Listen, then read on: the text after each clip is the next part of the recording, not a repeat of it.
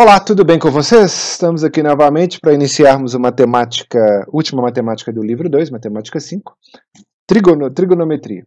Vamos aqui estudar as funções tangentes e as outras, começar com a função tangente e as outras funções, tá? A função tangente ela é muito importante e as outras têm uma importância média no atual momento, né?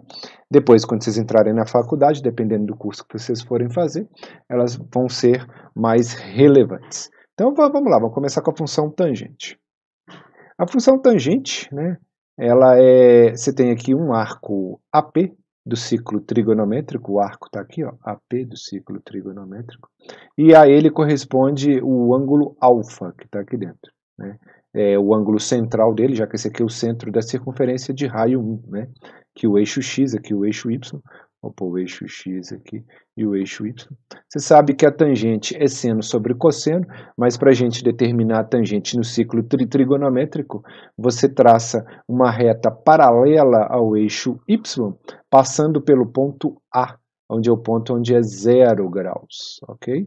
Essa reta vai determinar, ela é chamada o eixo da tangente, ela que vai determinar a tangente nos valores. A tangente, esse ângulo alfa, vai de 0 a 2π, porque nós temos a circunferência toda, e ele não tem tangente de π sobre 2 e 3π sobre 2. Daqui a pouquinho a gente já vai saber o porquê, que é bem tranquilo.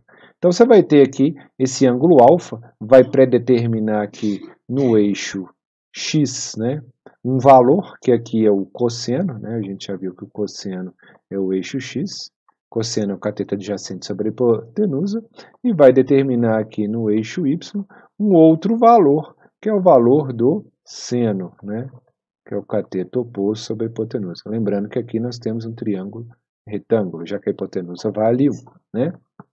Então, se a gente prolongar a hipotenusa aqui, OP, até ela atingir a reta do eixo das tangentes, já que essa aqui é paralela a essa, né, o eixo y é paralelo ao eixo das tangentes, nós vamos ter aqui a tangente desse ângulo alfa, tá?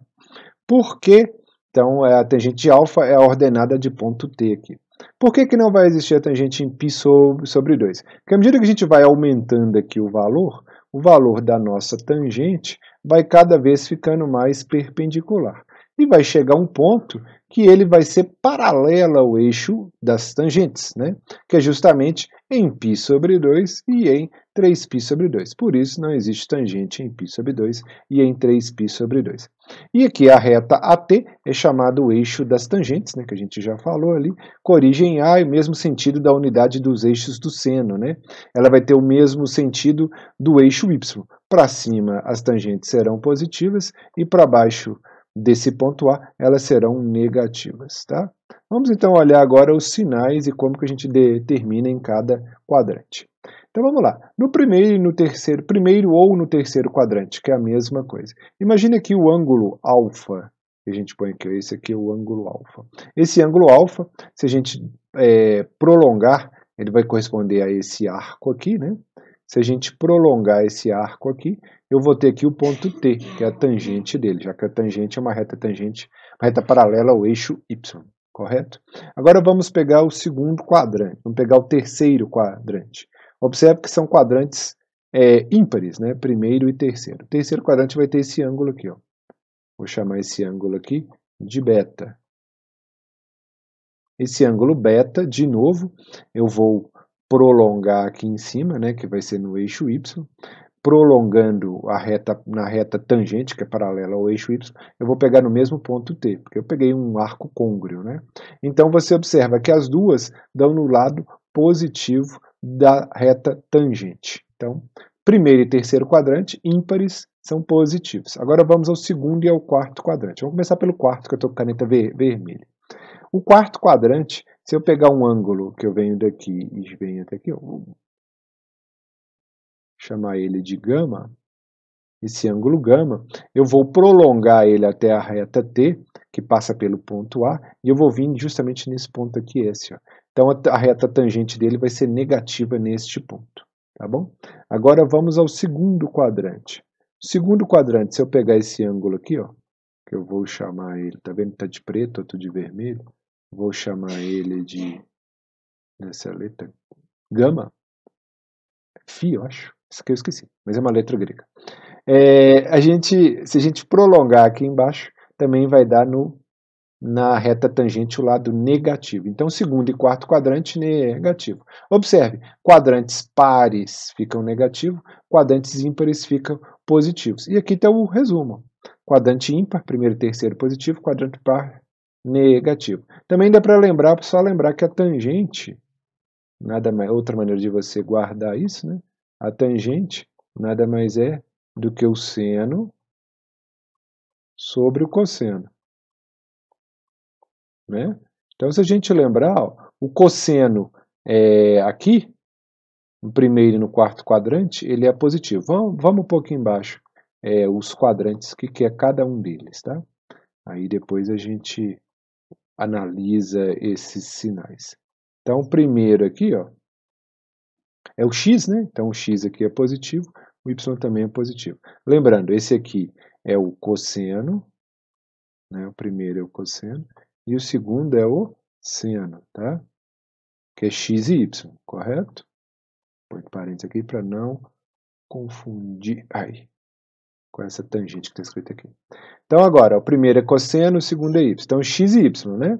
Então, aqui, ó, o x agora é negativo, o y é positivo, seno e cosseno. X e y. O x é negativo, o y também é negativo. X e y, o x é positivo, o y é negativo. Quando a gente divide os sinais, ó, o seno pelo cosseno, mais dividido por mais, vou ter a tangente. O seno pelo cosseno, mais dividido por menos, menos. O seno pelo cosseno, menos dividido por menos, mais. E o seno pelo cosseno, menos dividido por mais, menos. Chega no mesmo sinal daqui, tá bom? Outra maneira de você guardar os sinais. Vamos para frente.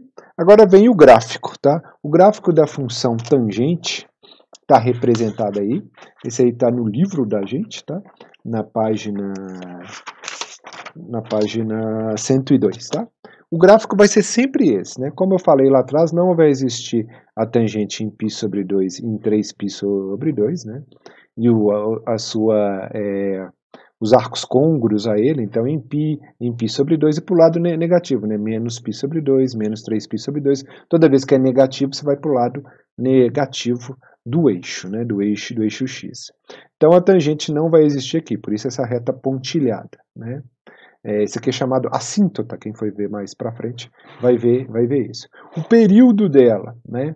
A tangente, voltando aqui um tiquinho, o que acontece com a tangente no primeiro quadrante? Ela cresce, tá vendo? Aqui, ó, ela cresce até ela não existir, ela vai crescendo. Aí no segundo e no terceiro quadrante, ó, no segundo quadrante, ela começa lá embaixo, quando a gente está aqui, ó, ela começa lá embaixo e cresce até ela não existir. E falei errado, peraí, gente, eu fiz errado. Aqui ela cresce no primeiro. No segundo quadrante, que é esse, ó, ela tá aqui embaixo. Então ela começa a cair embaixo e chega até o zero. No terceiro quadrante, ela cresce de novo, ó. É que eu fiz ao contrário. E no quarto quadrante, que é esse aqui, de novo ela vai decrescer. Então, voltando lá. De 0 a π sobre 2, a tangente ela cresce. Vai crescendo, crescendo, crescendo, até chegar no infinito, mas não chega em π sobre 2. Salta, né, que não vai existir. Depois ela começa negativa, vai crescendo, crescendo, crescendo, crescendo, crescendo. Passa em zero, que é a tangente de π. Depois ela cresce, cresce, cresce, cresce, cresce, cresce, mas não encosta em 3π sobre 2. Então aqui está o período dela. O período da tangente vai ser sempre 3π sobre 2 menos 2π. Ó. Vou fazer aqui a conta aqui para vocês. 3π sobre 2 menos, ó, aqui é π, tá? π sobre 2. Fazendo essa conta, 3π menos π é 2π, né? 2π sobre 2. Simplificando os dois, ó, 2 com 2, então o período dela sempre é de π. Lembra, o período do seno e do cosseno é 2π, agora aqui não, o período da tangente é π. O domínio dela, a imagem dela, quer dizer, vamos pela imagem que é mais fácil. A imagem, como vai existir valores sempre de y, qualquer que seja o número que você pôr aqui, ó, eu vou rebater aqui no gráfico, vou sempre achar os valores de y. né? Sempre eu vou achar aqui os valores de y. Então a imagem dela vai ser real. Agora o domínio não. Como ele não vai existir em π sobre 2 e 3π sobre 2, o domínio é x pertence a R, mas não vai existir em x diferente de π sobre 2 mais kπ, que são os arcos côngruos a π sobre 2, né? Com o k pertencente a z. A função ela é dada por essa fórmula, igual a da seno e da cosseno, né? A mais B que multiplica a tangente de cx mais D. A maneira de retirar o período pode ser por essa fórmula aqui, né? π dividido pelo valor do c, quando está aqui. Se você não souber, basta pegar 2 pontos dela e fazer isso aqui também. Subtrair um do outro, 2 pontos do eixo x, que você vai ter o período, né? A variação dela, ela sempre vai ser uma função crescente, ela nunca vai decrescer, que ela começa sempre negativo, passa em zero e cresce, então ela sempre vai ser crescente. E ela é uma função ímpar, porque a cada valor de x que eu ponho aqui simétrico, se eu pôr um valor de x aqui e outro valor aqui, né, simétricos, eu vou ter também valores de y também simétricos. Está vendo que o x positivo vai ser um y positivo e o x negativo vai dar um y negativo, mas são simétricos, tá? Então ela é uma função ímpar. Tangente de menos x é igual a menos tangente de x. Agora nós vamos olhar as outras funções, que é a função secante, cossecante e cotangente. São funções que existem gráficos, existem período, existem tudo para ela. Só que não é muito pedido gráficos dela, período, tá? São vestibulares muito específicos, vocês vão olhar ali aí que as questões que estão no livro mesmo, a maioria não são de vestibulares, então a gente tem que saber mais o conceito dela, tá? Então vamos lá, o conceito da função secante é um ângulo de medida x, né? Ele é definido por isso. É 1 sobre o cosseno. A função secante é o inverso da função seno. Começa com c, lembra seno, mas é o inverso do cosseno, tá? O inverso da função cosseno. Eu falei seno atrás, mas está errado. E o cosseno aqui, como é denominador, tem que ser diferente de zero. No ciclo trigonométrico, como a função cosseno ela é dada no eixo x, né? É dado nesse espaço aqui, ó, esse aqui é o cosseno, a função secante vai ser o complemento dela. A gente vai passar uma reta tangente ao ponto P, né, no arco, e essa medida de O até E vai ser justamente a secante. A secante vai ser essa medida inteira. Lembrando que aqui forma 90 graus, aqui também forma 90 graus, então a gente tem essa medida aqui, que é a medida da tangente, tem essa altura aqui, que é a medida do seno, tem essa medida aqui, que é a medida do cosseno, então eu tenho que achar só a medida de C até A, ou a secante dele, tá? Secante vai ser essa reta que passa aqui nesse eixo, né? Secante. Então vamos ao próximo, né? O secante é o eixo OE. Agora tem a cossecante. Cossecante, voltando aqui antes, a secante, tá? No livro tem os sinais que está aí, ela segue os mesmos sinais da função cosseno, porque não vai alterar em nada. Ela segue, ela tem, o período dela é 2π, o gráfico dela, porque o eixo x dela vai ser, o período dela vai ser de 0 a 2π, tá? Ela não vai existir quando o cosseno for zero, então ela não vai existir em π sobre 2 e 3π sobre 2. Se você olhar no seu livro, na página 106, você vai ver o gráfico da função cosseno todo pontilhado e o da função secante rebatido para cima, porque ele não vai existir nesse ponto, tá? Então, nos pontos que não existe a secante, né, ela vai ser descontínua. Então, o domínio dela vai ser x pertence a R, tal que x seja diferente de π sobre 2 mais kπ, que é onde ela não vai existir, e a imagem dela, como ela não vai existir entre menos 1 e 1, vai ser y maior que 1, ou y menor ou igual a 1, todos os dois menores ou iguais, tá? O resto aí, a variação dela, ela cresce, decresce, função par, ela é igual a outra, a função cosseno, ela é uma função par, né? Que mais? Cresce, né, mesma coisa, só que onde ela crescia, ela decresce, né? Então tem essa mudança aí, que na função cosseno ela decrescia no primeiro e no segundo quadrante, agora ela decresce no primeiro, né, cresce no segundo, então você tem que dar uma olhadinha. Tá? Mas isso não vem muito ao caso, não vai ser muito pedido. Vamos ao próximo. A cossecante. A cossecante, ela é o contrário da função seno, tá?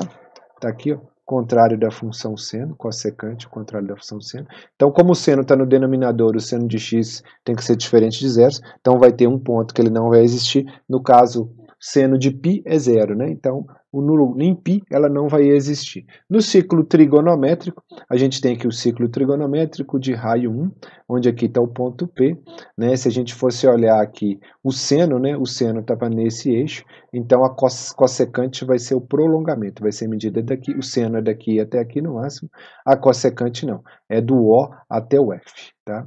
Você pode observar que a secante está no eixo do cosseno mesmo, OE.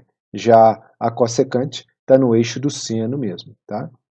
O arco vai ser esse aqui também, né? O arco é o mesmo de x, vai formar o ângulo de 90 graus aqui. Se a gente traça a paralela aqui do cosseno aqui em cima, nós temos um ângulo de 90 graus aqui, né? Tudo normal.